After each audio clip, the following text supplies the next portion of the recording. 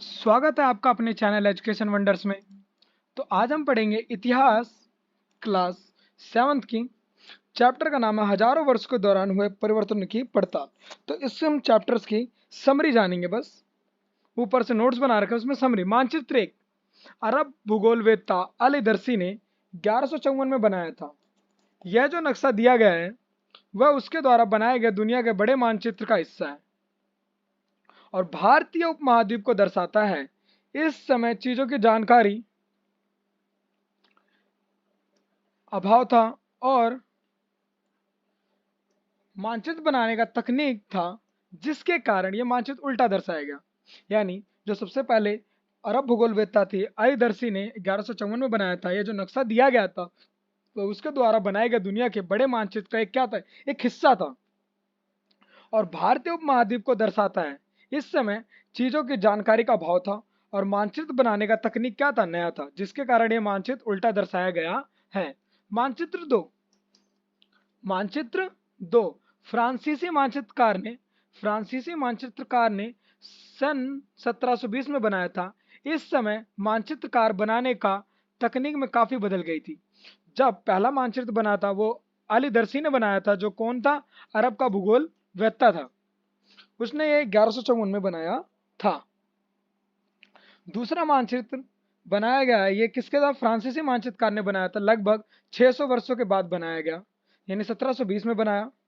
Europe के नाविक तथा व्यापारी अपनी समुद्र यात्रा के लिए इस नक्शे का इस्तेमाल किया करते थे, नई और पुरानी तक चीजों को जानने के लिए। शब्दावली। ऐतिहासिक अभिलेख कई तरह की भाषाओं में मिलते हैं और ये भाषाएं भी समय के साथ साथ बहुत बदलती हुई। उदाहरण के लिए हिंदुस्तान शब्द लीजिए। आज हम ऐसे आधुनिक राष्ट्र राज्य भारत के अर्थ में लेते हैं। क्या इसको हम क्या बोलते हैं, भारत के अर्थ में लेते हैं। 13वीं सदी में जब फारसी के इतिहासकार मिनहाज ए सिराज ने हिंदुस्तान शब्द का प्रयोग किया था तो उसका आशय पंजाब, हरियाणा और गंगा यमुना के बीच में स्थित इलाकों से था। उसने इस शब्द का राजनीतिक अर्थ में उन इलाकों के लिए इस्तेमाल किया जो दिल्ली के सुल्तान के अधिकार क्षेत्र में आते थे। कहाँ आते थे, दिल्ली के अधिकार क्षेत्र, सुल्तान के क्षेत्र में आते थे।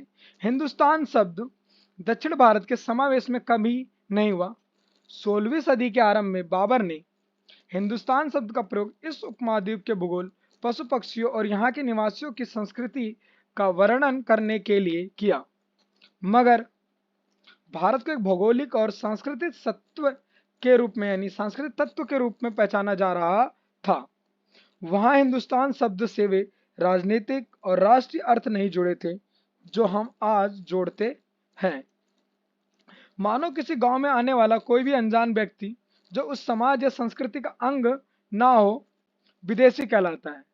यानी जो उस समाज या उस संस्कृति का ना हो तो उसे क्या कहा जाता है, विदेशी कहा जाता है। स्रोत। इतिहासकार किस युग का अध्ययन करते हैं? इतिहासकार वो लोग थे जो इतिहास का अध्ययन करते हैं और उनकी खोज की प्रकृति क्या है इसे देखते हैं। वे अलग अलग तरह के स्रोतों को सहारा लेते हैं।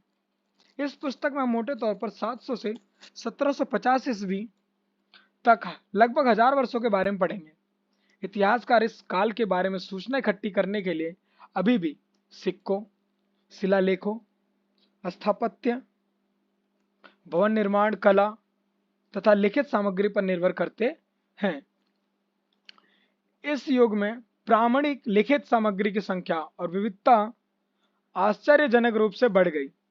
इस समय के दौरान कागज क्रमशः सस्ता होता गया और बड़े पैमाने पर उपलब्ध भी होने लगा। लोग धर्म ग्रंथ, शासकों के वृत्तांत, संतों के लेखन तथा उपदेश, अर्जियां, अदालतों के दस्तावेज, हिसाब तथा करों के खाते आदि लिखने में भी इसका प्रयोग करने लगे। धनी व्यक्ति, शासक, जन, मठ तथा मंदिर पांडुलिपियां एकत्रित किया करते थे। इन पांडुलिपियों को पुस्तकालय तथा अभिलेखागारों में रखा जाता था। इन पांडुलिपियों तथा दस्तावेज से इतिहासकार को बहुत सारी विस्तृत जानकारी मिलती है, मगर साथ ही इनका उपयोग कठिन है। अभिलेखा जो बड़े बड़े चूने पत्थरों पर लिखा है, पांडुलिपियां जिन पर राजाओं के बारे में लिखा जाता, जिसे पत्तों पर लिखा जाता था। नए सामाजिक और राजनीतिक समूह 700 से 1750 के बीच 1000 वर्षों का अध्ययन इतिहासकार के आगे भारी चुनौती रखता है, मुख्य रूप से इसलिए कि इस पूरे काल में बड़े पैमाने पर और अनेक तरह के परिवर्तन हुए। इस काल में अलग अलग समय पर और नई नई प्रतियोगिता दर्शन होते हैं, जैसे सिंचाई में रहट, कताई में चरखे और युद्ध में आग्नेय अस्त्र यानी अग्नि वाले, जिसमें आग वाले अस्त्र जैसे बारूद वाले हथियार का इस्तेमाल किया करते थे। इस महाद्वीप में नई तरह का खान पान भी आया, आलू, मक्का, मिर्च, चाय और कॉफी। ध्यान रहे कि तमाम परिवर्तन नई प्रौद्योगिकियां और फसलें उन लोगों के साथ आए जो विचार भी लेकर आए, यानी जो लोग अलग अलग देशों से आए थे वो अपने अपने यहाँ स्थान से कोई आलू, मक्का, मिर्च, चाय और कॉफी लेकर आया था। यह परिणाम स्वरूप यह काल आर्थिक, राजनीतिक, सामाजिक और सांस्कृतिक परिवर्तनों का भी काल रहा। राजपूत। इस काल में जिन समुदायों का महत्व बढ़ा उनमें से एक समुदाय था राजपूत, जिसका नाम राजपूत अर्थात राजा का पुत्र से निकला है। 8वीं से 14वीं सदी के बीच यह नाम आमतौर पर योद्धाओं के उस समूह के लिए प्रयुक्त होता था जो क्षत्रिय वर्ण के होने का दावा करते थे, यानी जो क्षत्रिय वर्ण से या क्षत्रिय कुल से हुआ करते थे। क्षेत्र और साम्राज्य। इस काल में राज्यों के अंतर्गत कई सारे क्षेत्र आ जाते थे।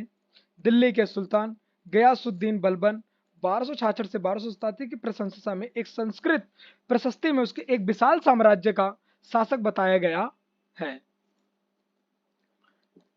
जो पूर्व में बंगाल गौड़ से लेकर पश्चिम अफगानिस्तान के गजनी जो गजन तक फैला हुआ था, जिसे संपूर्ण दक्षिण भारत द्रविड़ भी आ जाता था। गौड़ आंध्र प्रदेश, केरल, कर्नाटक, महाराष्ट्र और गुजरात आदि 700 तक कई क्षेत्रों को अपने अपने भौगोलिक आयाम तय हो चुके थे। उनकी भाषा तथा सांस्कृतिक विशेषताएं स्पष्ट हो गई थी। पुराने और नए धर्म। इतिहास के जिन 1000 वर्षों की पड़ताल हम कर रहे हैं, इनके दौरान धार्मिक परंपराओं में कई बड़े परिवर्तन आए। दैविक तत्व में लोगों का आस्था कभी कभी बिल्कुल ही व्यक्तिगत स्तर पर होती थी, मगर हम आमतौर पर इस आस्था का स्वरूप सामूहिक होता था।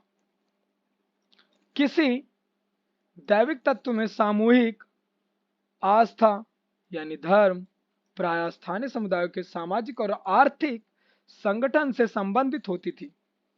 जैसे जैसे इन समुदायों का सामाजिक संसार बदलता गया, वैसे ही इनकी आस्थाओं में भी परिवर्तन आता गया।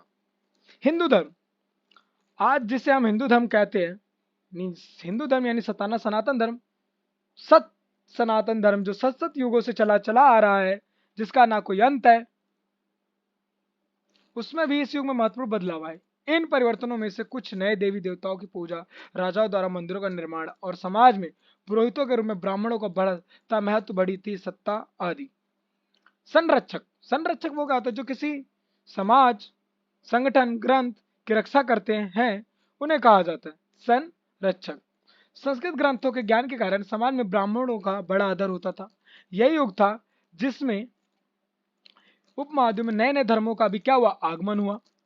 कुरान शरीफ का संदेश भारत में 7वीं सदी में व्यापारियों और के जरिए पहुंचा। मुसलमान कुरान शरीफ को अपना ग्रंथ मानता था, केवल एक ईश्वर अल्लाह की सत्ता को स्वीकार करते थे। उसी प्रकार से सबसे पहले सनातन धर्म में गीता आई। गीता का उपदेश, रामायण था, अन्य नए नए चीजों के बारे में जाना। इस्लाम विद्वान, धर्मशास्त्रों, न्यायशास्त्रों, उलेमा को संरक्षण देते थे। इस्लाम के अनुयायी कुछ सिया थे जो पैगंबर साहब, तथा कुछ सुन्नी थे जो पैगंबर साहब के दामाद अली को मुसलमानों का विधि सम्मत नेता मानते थे। जो सिया थे वो पैगंबर को मानते थे, और जो सुन्नी थे वो पैगंबर साहब के जो दामाद थे अली, उनको पूजा करते थे, पूजा या उनकी मान्यता करते थे। वो समय और इतिहास के कालखंडों पर विचार। इतिहासकार। इतिहासकार वो होता है जो इतिहास के पन्नों पर रचा होता है, जो इतिहास की जानकारियां लाता है। समय को केवल घड़ी या कैलेंडर की तरह नहीं देखते, यानी कि केवल घंटों, दिन या वर्षों के बीतने के रूप में नहीं देखते हम, बल्कि कुछ बड़े बड़े हिस्सों, युगों या कालों में बांट दिया जाए तो समय का अध्ययन कुछ आसान हो जाता है। 19वीं सदी के मध्य में अंग्रेज इतिहासकारों ने भारत के इतिहास को 3 युगों में बांटा था: हिंदू, मुस्लिम और ब्रिटिश। यह विभाजन इस विचार पर आधारित था कि शासकों का धर्म ही एकमात्र महत्वपूर्ण ऐतिहासिक परिवर्तन होता है और अर्थव्यवस्था, समाज और संस्कृति में कोई और भी महत्वपूर्ण बदलाव नहीं आता। इस दृष्टिकोण में उपमहाद्वीप की अपार विविधता की भी उपेक्षा हो जाती थी। इस काल विभाजन को आज बहुत कम इतिहासकार आर्थिक तथा सामाजिक कारकों के आधार पर अतीत के विभिन्न कालखंडों की विशेषताओं को तय करते हैं, जिसमें हम राजपूतों समय और इतिहास काल के कालखंडों पर, संरक्षक, हिंदू धर्म, पुराने और नए धर्म, क्षेत्र और साम्राज्य, राजपूत कौन होते जो राजा के पुत्र हुआ करते थे, लेकिन अब क्या क्षत्रिय वर्ण के जो होने का दावा करते हैं वो भी राजपूत शब्दों का इस्तेमाल किया करते हैं।